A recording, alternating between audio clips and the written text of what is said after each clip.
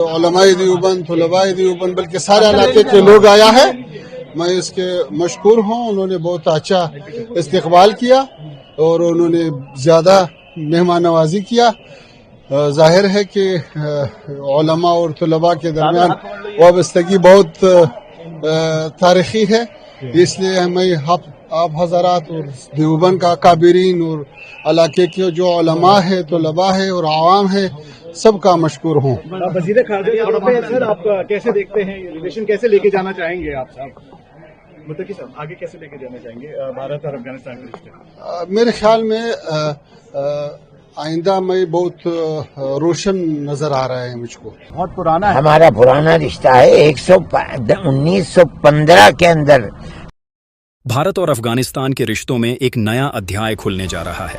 तालिबान सरकार के विदेश मंत्री आमिर खान मुत्ताकी इन दिनों भारत के दौरे पर हैं और 16 अक्टूबर तक वो यहीं रहेंगे।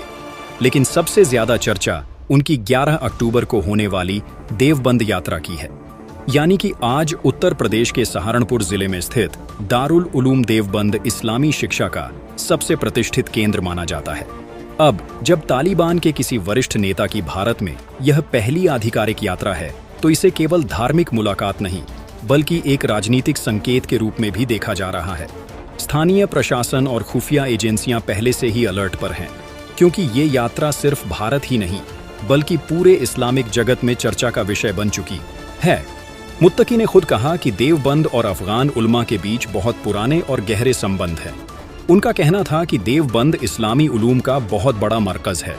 वहां जाकर असाजा और तलबा यानी कि छात्रों से मुलाकात करूंगा ताकि यह रिश्ते फिर से ताज़ा हो जाएं। देवबंद की विचारधारा को तालिबान की धार्मिक नीति की जड़ माना जाता है। अफगानिस्तान के कई तालिबानी नेता देवबंद के फतवों और शिक्षाओं को मानते हैं। इसलिए मुत्ताकी की देवबंद यात्रा तालिबान के लिए धार्मिक और वैचारिक वैधता दिखाने का प्रयास भी है। यह कदम अंतर्राष्ट्रीय मंच पर अपनी छवि को सुधारने की कोशिश के रूप में भी देखा जा रहा है, ताकि तालिबान सिर्फ एक कट्टरपंथी शासन के रूप में नहीं बल्कि धार्मिक रूप से वैध और संवाद के लिए तैयार सरकार के तौर पर सामने आए। राजनीतिक एक्सपर्ट्स का कहना है कि यह द्वारा केवल धर्म तक सीमित नहीं है, यह दक्षिण एशिया की बदलती भू राजनीति का भी प्रतीक है। आज जब पाकिस्तान का प्रभाव तालिबान पर घटता जा रहा है, भारत एक व्यवहारिक रिश्ता स्थापित करने की दिशा में कदम बढ़ा रहा है। भारत पहले ही अफगान जनता की मदद के लिए मानवीय सहायता भेज चुका है। दवाइयों से लेकर गेहूं तक अब मुत्तकी का भारत आना यह दिखाता है कि दोनों देश राजनीतिक और धार्मिक दोनों स्तरों पर नए रास्ते तलाश रहे हैं। देवबंद की यह यात्रा भारत अफगान रिश्तों में सॉफ्ट पावर डिप्लोमेसी का अहम उदाहरण बन सकती है, जो आने वाले समय में क्षेत्रीय स्थिरता और सहयोग की दिशा में एक नई शुरुआत साबित हो सकती है। अल्हम्दुलिल्लाह बहुत अच्छा सफर है और उलमा देबंद उलबाबंद बल्कि सारे इलाके के लोग आया है। मैं इसके मशकूर हूँ।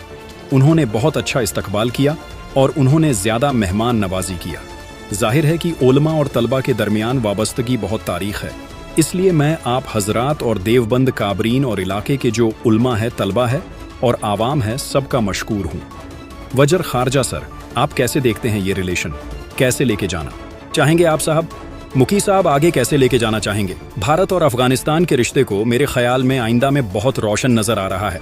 मुझको बहुत पुराना, हमारा पुराना रिश्ता है।